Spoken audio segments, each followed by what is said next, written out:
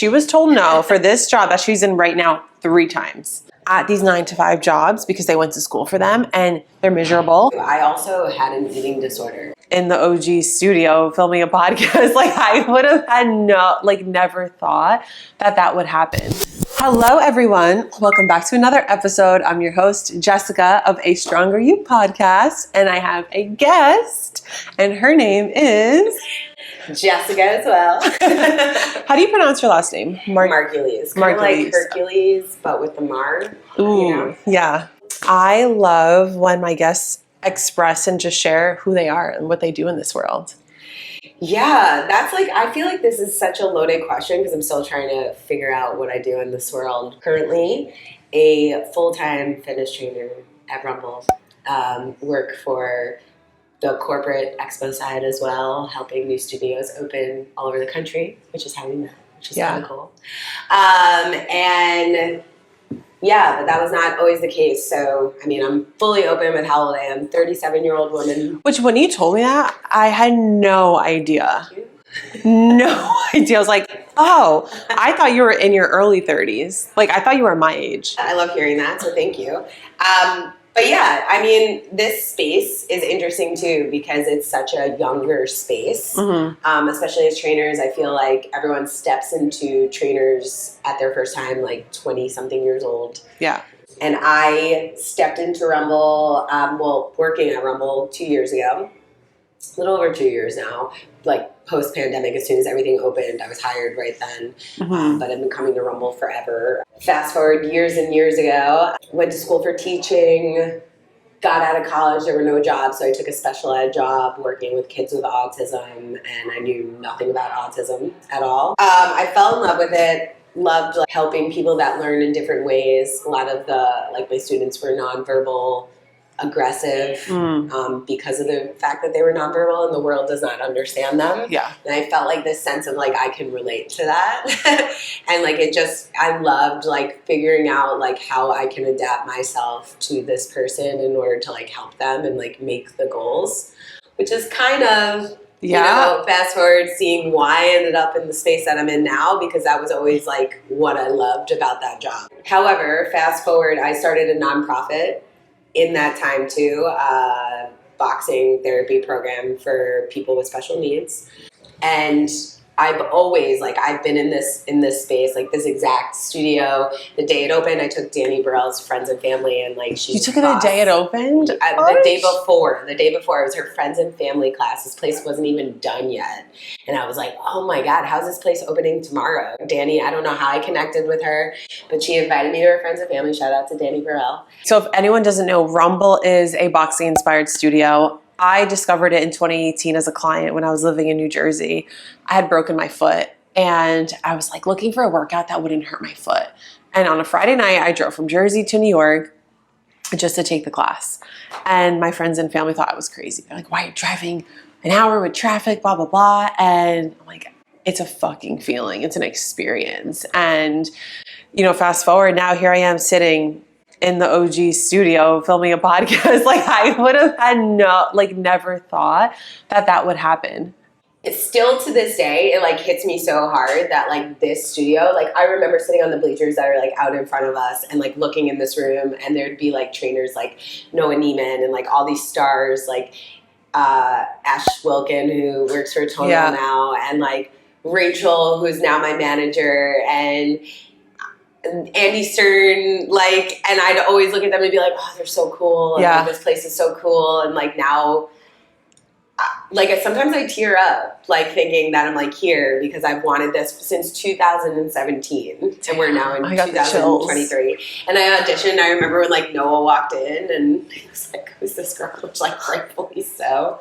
But anyway, I auditioned for this job multiple times. They said no. They were so in the right. I was not ready. And I got my first fitness job at Title in Forest Hills, Title Boxing, and I knew nothing about group fitness. And I'm so grateful that I went through that experience because it definitely turned me into the trainer I am now. So just so you guys know, she was told no how many times? 3. She was told no for this job that she's in right now 3 times. Mm-hmm. Continue. Yeah. Just wanted to make that very known. Yeah, 3 times. And I kept coming to class which like I saw Andy Stern, who's like just also the head of, God bless Andy Stern. He's like our mayor. He's the head of everything. Yeah. He just said something the other day of like, you know, if you're told no, it's not the end of it. And also if you're looking to get into fitness, like one of the best auditions you can do is keep coming to class and like putting in the work, and like people will see you. And he's so right, because that's not the end all audition, but I kept showing up. I kept taking class and saying hi, and even though I felt so out of place. It's so funny because I wasn't auditioning, but I did the same thing. It was really uncomfortable for me at the time to talk to the trainers for some reason. I think because I like put them on a pedestal. It's like, oh my God, they're like famous trainers. And so I would intentionally go to class and stay after, so uncomfortable just to say hi. And it was so hard for me at the time. Yeah, still to this day. I mean, I used to teach back-to-back with Noah Neiman, and I was like,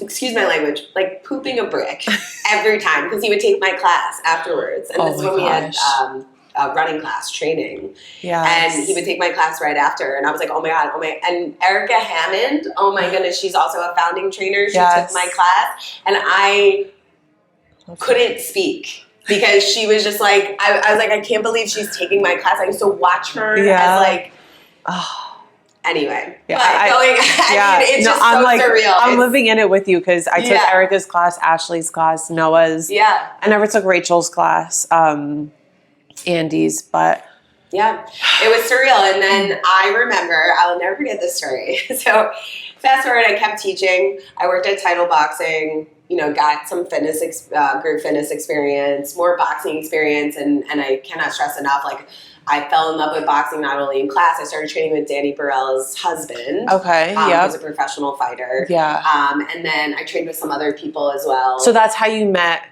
You met Danny, and that's how you Danny introduced me to her husband first. Okay, and you met her. I don't know how I met Danny. I think social media. I saw Rumble was opening, and I just was like, I have to talk to someone that works there. And Danny Burrell is literally the sweetest. I've never met her. Human being in all the world. She's a rock star, badass boxer. The woman, I still watch the video of her shadow boxing, fully pregnant, and she is a badass. She's so beautiful to watch. She's a beautiful human being. She's a beautiful soul. She's a badass boxer.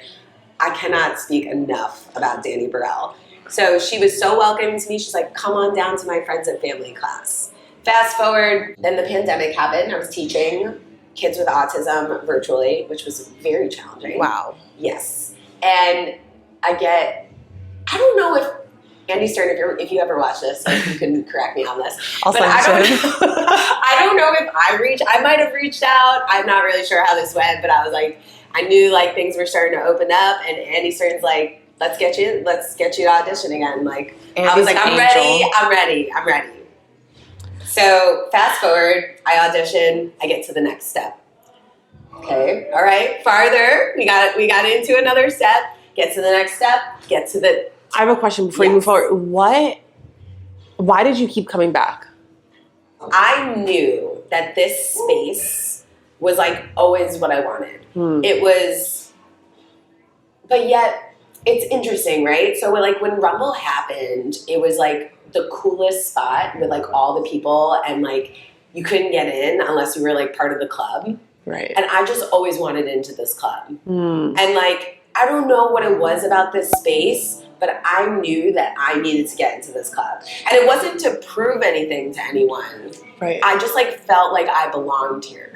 It's so interesting because it's like something that you don't know what it is, but you know what it is. Yeah, and like the funny thing is I got into an argument. So side note too, I also had an eating disorder like throughout college. You know, I recovered from the eating disorder. I mean, it's always a battle because it's something that never leaves you. It's just something that you always have to do because you have to eat. And my family was concerned for me when I got very into fitness too, and that I wanted to do this. They were like, we're very concerned that like this will trigger you, right? Because you have beautiful trainers and you have, you know, people in limited clothing, like working out, and like your job is your body, and people are looking at you like we're concerned that this will trigger you. And honestly, this space was always a space that made me feel good.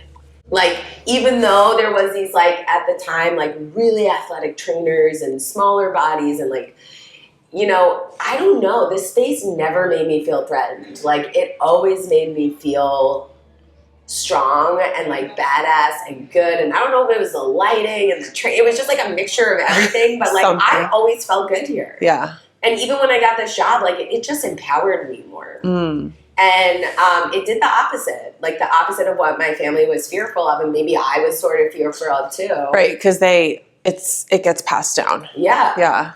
I loved taking my story and making sure that others didn't have to go through what I went through. So when I grew up, like Abercrombie and Fitch was the coolest place. Yeah. And it was toxic. Yeah. Like I got a job there. I was very overweight.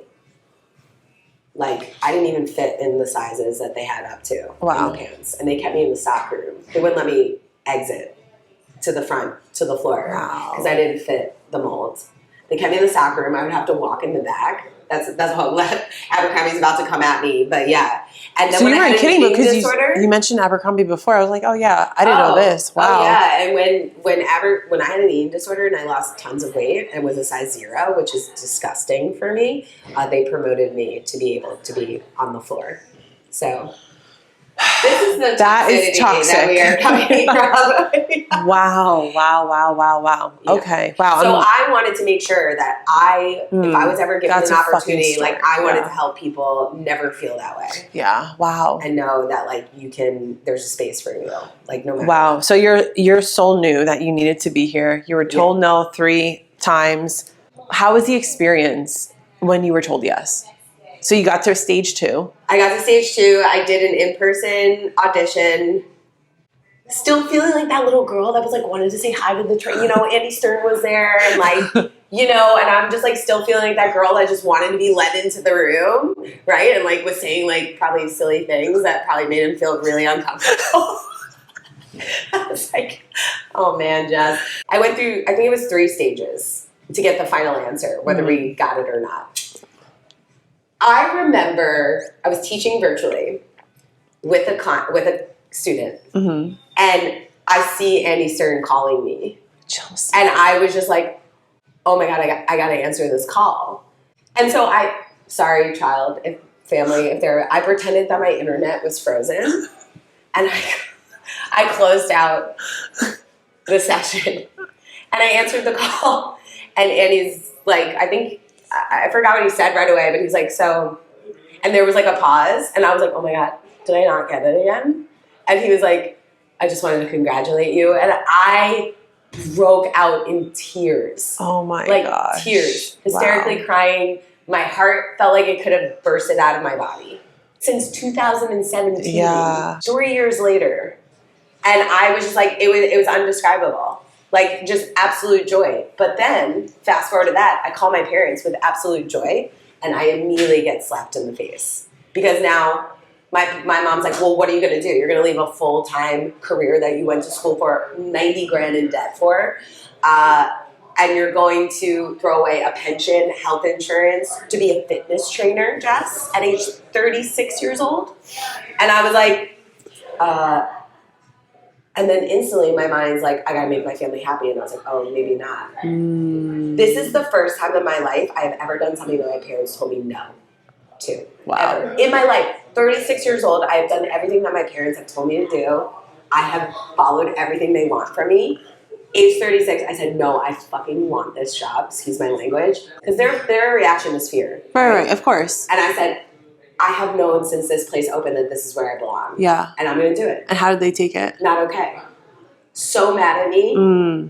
Like, obviously still talking to me because they will always support me no matter what. Right. But so fearful. Yeah. Like, and not okay. Right.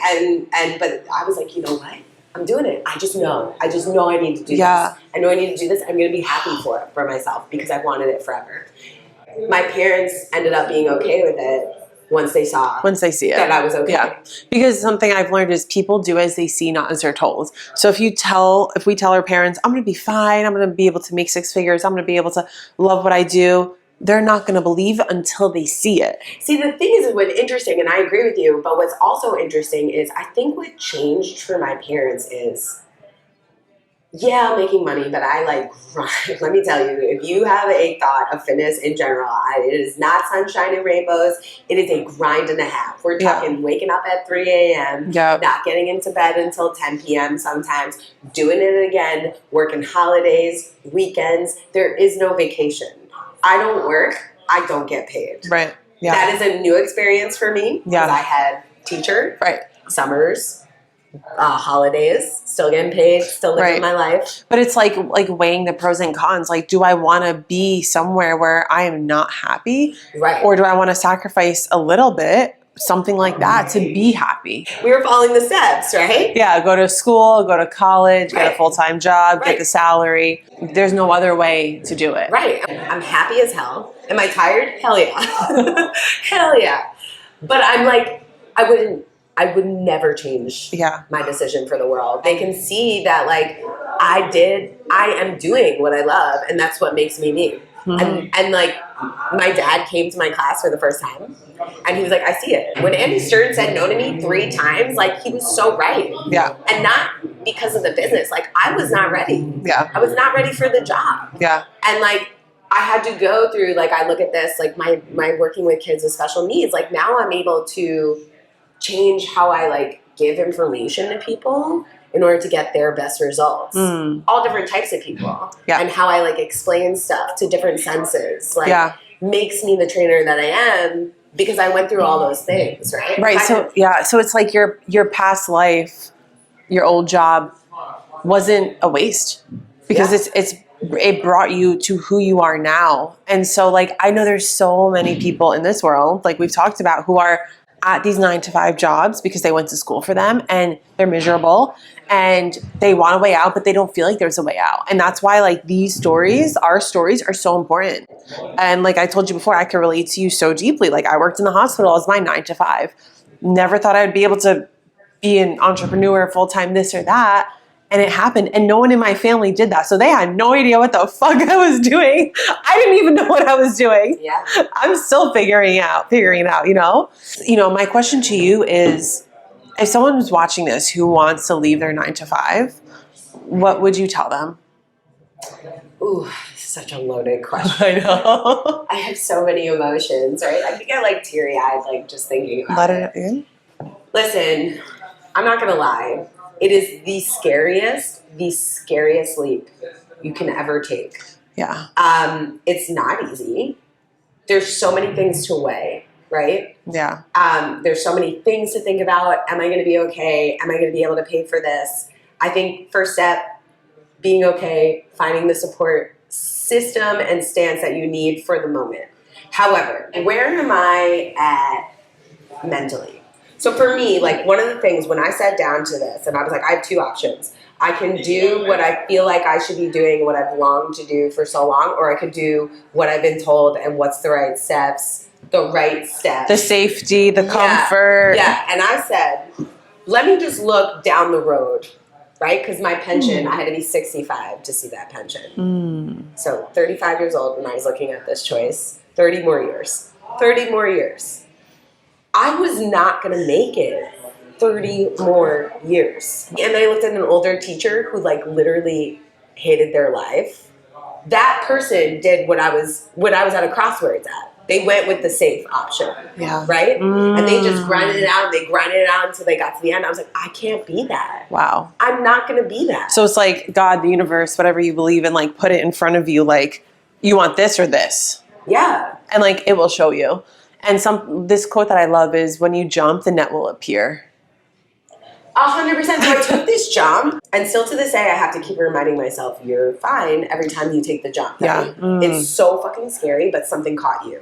And then another obstacle came, and then you did it, and something caught you. And now another obstacle is in front of me now, and I'm figuring out how I'm going to land on it, right? But I will land. For the person who's watching this, who didn't maybe make that jump yet, where in your life have you made a small jump? And start somewhere like that, somewhere small, right? If it's not in your career, maybe it's with that friend who you keep saying, I don't want to be friends with her anymore because she's bringing me down.